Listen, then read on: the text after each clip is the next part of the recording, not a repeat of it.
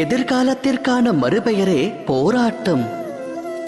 இன்று மனதில் தோன்றும் ஆசை நிறைவேறவில்லை என்றால் இதயம் அது எப்போது கிடைக்கும் என்று போராடும். கனவு என்று நனவாகும் என்று மனம் சதுராடத் துவங்கும்.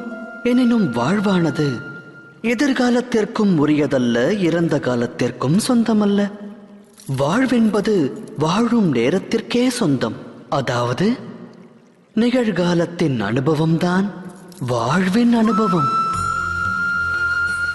மனித இனம் இதை அறிந்திருந்தும் சத்தியத்தை ஏற்க மனம் மறுக்கிறது.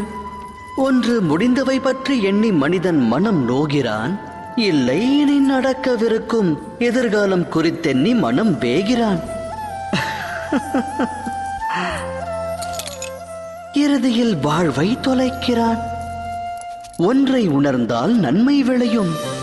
நடக்கவிருப்பதை கணிக்க இயலாது, நடக்கப் போவதை உருவாக்கவும் முடியாது.